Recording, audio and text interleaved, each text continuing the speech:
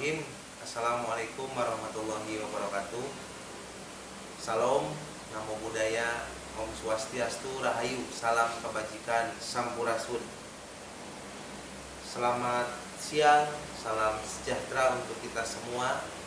Alhamdulillah pada kesempatan hari ini, di hari yang paling berbahagia ini, kita bisa bertemu, bertatap muka, dan tidak mengurangi sedikit pun nilai ibadah. Kita bisa bersilaturahmi lagi, walaupun terbatas oleh layar kaca, karena hari ini kita masih dalam kondisi pandemi. Yang penting, apapun kendalanya, saya berharap teman-teman, saudara-saudara mahasiswa, mahasiswi semua, khusus di angkatan tahun 2017 sebagai mahasiswa tingkat akhir di semester 7, tetap menjaga komitmen dan menjaga spirit dan semangatnya untuk tetap menjalankan semangat perkuliahan di semester akhir ini, khusus di mata kuliah filsafat hukum. Mudah-mudahan doa yang selalu saya berikan di pertemuan pertama hingga sampai hari ini, teman-teman mahasiswa, mahasiswi semua tetap diberikan sehat walafiat, panjang umur, bahagia lahir batin, merdeka dan dalam hidupnya, amin. Seperti apa yang telah disampaikan pada saat 2 minggu yang lalu, kita sudah melaksanakan ujian tengah semester di filsafat hukum bersama teman-teman semua.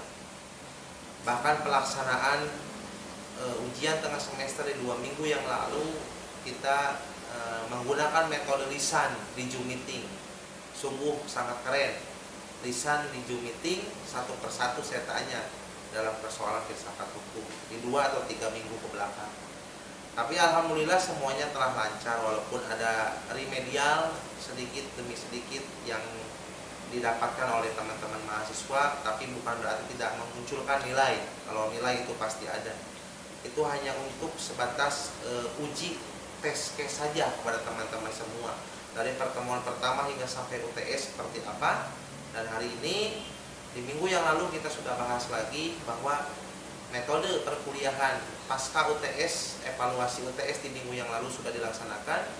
Dan saat ini kita melaksanakan metode perkuliahan menggunakan video yang saya upload di YouTube saya pribadi, yang dimana nanti oleh teman-teman semua tinggal di subscribe ya, dan langsung di komen di setiap video mata kuliah filsafat hukum. Ketika Anda komentar di kolom komentar, berarti menandakan Anda itu mendengarkan, melihat, dan berkomentar. Itu adalah salah satu perwakilan Anda secara individu untuk absensi. Karena absensinya ada di 2 model, baik di 2 online course ataupun di YouTube itu sendiri. Itu diantaranya. Dan kali ini, di video ini, ya, di filsafat hukum, saya akan membahas sedikit ya tentang aliran berpikir dalam filsafat hukum. Adanya aliran-aliran hukum alam dan aliran hukum positif. Karena bagi saya, mahasiswa tingkat akhir sebagai fakultas hukum, sebagai mahasiswa fakultas hukum, harus betul-betul memahami konteks berpikir filsafat dalam filsafat hukum. Karena bagaimanapun juga sebagai mahasiswa fakultas hukum, Anda tidak boleh tidak paham, Anda tidak boleh tidak mengerti. Karena di salah satu ilmu perundang-undangan atau di hukum positif, Anda itu harus memahami tentang yuridis normatif secara sosial, aspek sosial ataupun aspek filosofis. Ngomong aspek filosofis atau berbicara aspek filosofis berarti berbicara soal filsafat hukum. Karena di dalam filsafat hukum itu ada beberapa aliran-aliran mazhab berpikir, salah satunya aliran berpikir hukum alam ataupun aliran hukum positif. Nah, di video kali ini kita akan membahas tentang aliran-aliran hukum alam dan aliran hukum positif. Itu diantaranya. Ketika berbicara hukum alam seperti apa kodratinya, hukum positif seperti apa, nanti saya akan bahas. Pada video kali ini, saya Dr. Anwar Hidayat SHMH selaku pengampu dari mata kuliah filsafat hukum di semester 7 atau di semester akhir untuk angkatan 2017, baik HK17A, HK17B, HK17C, yang dimana bahwa saya akan membahas tentang aliran-aliran berpikir dalam filsafat hukum yang dimana adanya aliran hukum alam dan aliran hukum positif. Karena sebagaimana mestinya mahasiswa tingkat akhir Fakultas Hukum harus mengetahui secara aspek filosofis dalam konteks filsafat hukum di mata kuliah filsafat hukum. Kita masuk sekarang ke aliran hukum alam. Para pemikir zaman dahulu umumnya menerima suatu hukum, yaitu hukum alam dan hukum kodrat.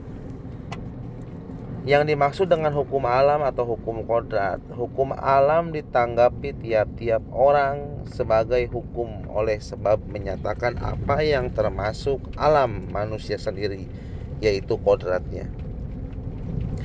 Menurut para sofis Yunani dalam kurung abad 5 SM dan Thomas Hobbes, C.H. Darwin atau H. Spencer dan kawan-kawan, bahwa hukum alam itu menguasai kehidupan manusia juga seperti makhluk hidup lainnya yang kecenderungan jasmaninya. Contoh, sifat ketamakan, kerakusan, saling memangsa, dan lain sebagainya. Sebaliknya, lex naturalis menandakan bahwa terdapat tuntutan-tuntutan yang fundamental dalam hidup manusia yang menjadi nyata dalam wujudnya sebagai makhluk yang berakal budi dengan mengikuti lex naturalis. Manusia tidak mengikuti nalurinya yang irasional atau tidak masuk akal, melainkan pertimbangan akal budi dan rasa moral. Tetap di aliran hukum alam, dalam bahasa Indonesia, istilah hukum alam dalam tanda kutip lebih menandakan lex naturae dalam arti yang umum, yaitu sebagai daya yang menyebabkan bahwa segala yang ada di dunia ini berjalan menurut aturan yang telah ditetapkan. Karenanya, untuk mengungkapkan arti lex naturalis, sebaiknya dipakai istilah lain, yaitu hukum kodrat. Hukum kodrat lebih kuat daripada hukum positif sebab menyangkut makna kehidupan manusia sendiri. Karenanya, hukum itu mendahului hukum yang dirumuskan dalam undang-undang dan berfungsi sebagai azas bagi hukum yang dirumuskan dalam undang-undang tersebut. Dengan kata lain, hukum adalah aturan, aturan adalah hukum. Basis bagi aturan itu ditentukan dalam aturan alamiah yang terwujud dalam kodrat manusia. Ketika berbicara aliran hukum alam, kita sekarang masuk di 3 segmentasi, ya kan? Segmentasi pertama kita masuk di zaman klasik. Segmentasi kedua kita masuk ke abad pertengahan atau zaman abad pertengahan. Dan segmentasi ketiga kita masuk kepada zaman rasionalisme, ya kan? Dan sekarang kita masuk ke zaman klasik atau di segmentasi zaman klasik. Pada zaman klasik, ya kan, atau di segmentasi zaman klasik, tokohnya adalah Aristoteles. Menurut Aristoteles, manusia sebagai makhluk politik atau manusia itu sebagai makhluk politik harus menyumbang bagi negara yang merupakan kewajiban alamiah bagi laki-laki yang mempunyai hak-hak yuridis sebagai warga polisi. Sedangkan ketika masuk di segmentasi zaman abad pertengahan, tokohnya adalah Thomas Aquinas. Menurut Aquinas, hukum kodrat sebagai prinsip-prinsip segala hukum positif berhubungan langsung dengan manusia dan manusia sebagai ciptaan Tuhan. Prinsip-prinsip tersebut dibagi menjadi 2, yaitu prinsip hukum kodrat primer dan prinsip hidup atau prinsip hukum kodrat sekunder. Ketika masuk kepada prinsip hukum kodrat primer, yaitu prinsip hukum yang telah dirumuskan oleh para pemikir Stoa zaman klasik, prinsip hukum kodrat primer yaitu honesty, vivere, hidup terhormat atau tidak merugikan orang lain dan memberikan hak kepada orang lain atau sesuai dengan haknya. Sedangkan ketika berbicara prinsip hukum kodrat sekunder, yaitu norma-norma moral seperti jangan membunuh, mencuri, dan lain sebagainya. Nah, dalam persoalan prinsip hukum kodrat sekunder, ya kan, ini berkaitan dengan norma-norma Sedangkan norma-norma adalah kaidah, itu merupakan bagian sesuatu hal, kalimat, definisi, arti yang memang harus tertanam di hati dan pikiran kita. Mengapa demikian? Karena bagi saya dan menurut saya, sebelum masuk kepada kategori akhlak dan manusia itu diatur oleh hukum ataupun diikat dan dipaksa oleh hukum, manusia itu harus memiliki menanamkan nilai-nilai, norma-norma di dalam hati dan pikirannya agar menjalankan manajemen kehidupan perilakunya lebih baik lagi, jangan sampai tidak baik. Ketika kita masuk kepada segmentasi zaman rasionalisme atau disegmentasi zaman rasionalisme, pada zaman ini lazim diterima bahwa hukum kodrat sebagai pernyataan akal budi praktis manusia. Para pemikir zaman ini cenderung menyusun sesuatu daftar hukum kodrat yang dianggap tetap berlaku dan abadi. Pada zaman ini Hugo Grotius menyatakan prinsip hukum a priori, yaitu hukum kodrat yang berlaku positif. Menurut Grotius ada dua macam prinsip-prinsip dalam konsepnya tersebut, yaitu prinsip-prinsip dasar meliputi prinsip kupu-kupunya atau prinsip kesetiaan pada janji, prinsip ganti rugi, prinsip perlunya hukuman.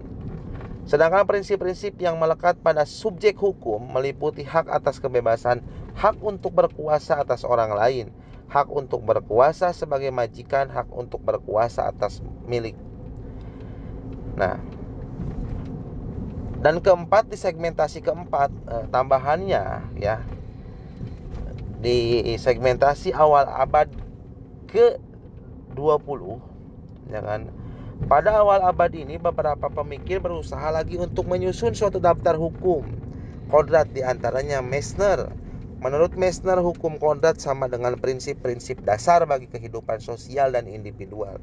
Menurut Meissner, terdapat 3 macam hukum kodrat, yaitu di antaranya, ya kan, ada hukum kodrat primer yang mutlak, yaitu memberikan kepada tiap orang sesuai haknya. Dari prinsip ini diturunkan prinsip-prinsip umum seperti jangan membunuh dan seterusnya. Hak fundamental yaitu kebebasan batin, kebebasan agama, hak atas nama baik, hak atas privasi, hak atas pernikahan, hak untuk membentuk keluarga dan sebagainya. Sekarang kita masuk kepada hukum kodrat sekunder, yaitu hak yang diperoleh karena berkaitan dengan situasi kebudayaan, misalnya hak milik atas asas-asas hukum adat. Demikian itu merupakan bagian daripada aliran hukum alam yang dimana harus dipahami, dimengerti dan dimaknai oleh teman-teman, saudara-saudara mahasiswa semua di semester akhir, khususnya di mata kuliah filsafat hukum. Dan sekarang kita masuk di aliran hukum positif atau positivisme hukum dalam aliran berpikir.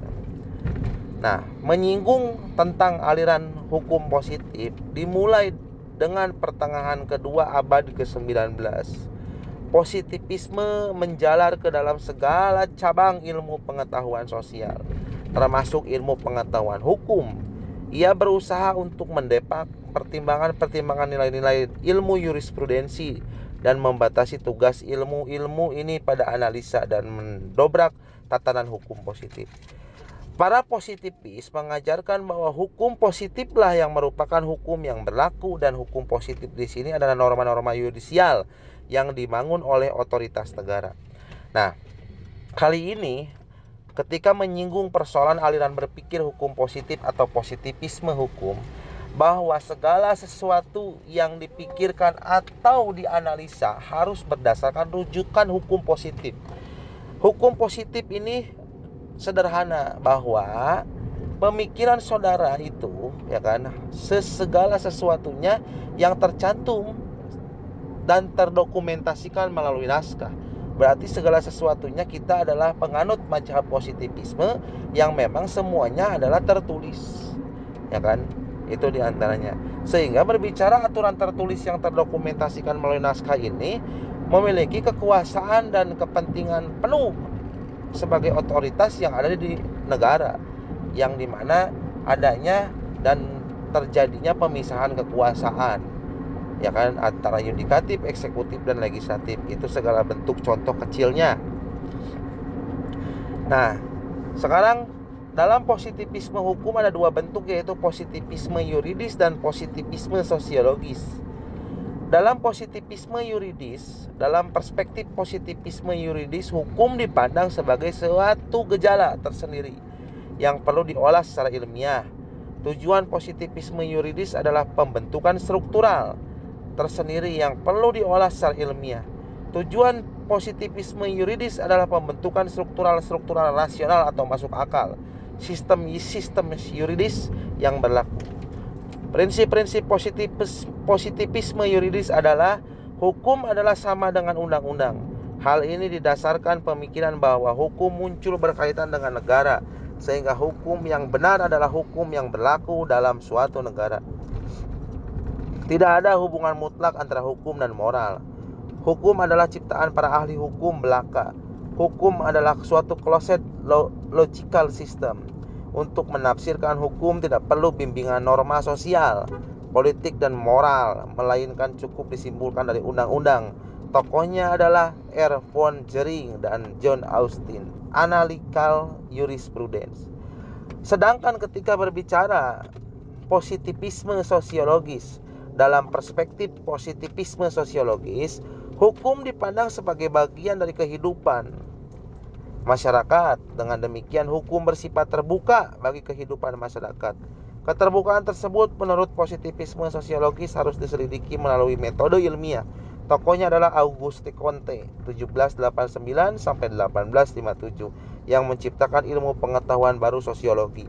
Karena ketika berbicara sosiologi adalah objek kajiannya sosial, dan berbicara hukum di Indonesia, ya kan, seperti apa yang kita ketahui bahwa hukum di Indonesia yang dirujuk dan diadopsi oleh negara tercinta kita Indonesia adalah merupakan sistem civil law yang segala bentuk sesuatunya diambil di masyarakat. Selanjutnya adalah sebagai jenis hukum diterangkan oleh tokoh positivisme John Austin pada tahun 1970-1859.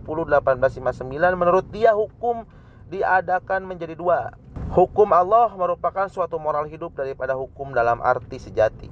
Kedua, hukum manusia, yakni segala peraturan yang dibuat oleh manusia sendiri. Hukum manusia dibedakan lagi menjadi hukum yang sungguh-sungguh, properly so called. Hukum ini adalah undang-undang yang berasal dari sesuatu kekuasaan politik atau peraturan-peraturan pribadi swasta yang menurut undang-undang yang berlaku. Sedangkan hukum yang sebenarnya bukan hukum improperly so called, seperti peraturan-peraturan yang berlaku bagi suatu klub olahraga, pabrik, dan sebagainya. Peraturan-peraturan ini bukan hukum dalam arti yang sesungguhnya, sebab tidak berkaitan dengan pemerintah sebagai pembentuk hukum. Nah, mungkin itu saja ya saya akhiri dengan permohonan maaf yang sebesar-besarnya dan terima kasih banyak yang sebesar-besarnya. Dalam video kali ini teman-teman semua memperhatikan, mendengarkan, dan subscribe, berikut berkomentar ya. Saya ucapkan jazakumullah khairan katsiran, syukron. Mudah-mudahan teman-teman selalu diberikan sehat walafiat, keberkahan oleh Allah Subhanahu wa taala. Saya akhiri, mohon maaf ya. Akhirul kalam. Om Santi Santi Om. Wallahul muwaffiq ila aqwamit thoriq. Assalamualaikum warahmatullahi wabarakatuh. Sampai berjumpa kembali di video selanjutnya ya. Dan jangan lupa tugasnya nanti dikerjakan ya, karena jadwal ataupun tema kelompok di setiap kelasnya sudah dibagikan oleh Kang Budiman dan oleh saya. Terima kasih banyak. Sampai berjumpa di video selanjutnya. Salam hormat dan baktos dari saya, Pak Dr. Anwar Hidayat SHMH, dosen pengampu mata kuliah Filsafat Hukum, Fakultas Hukum UPP Karawang.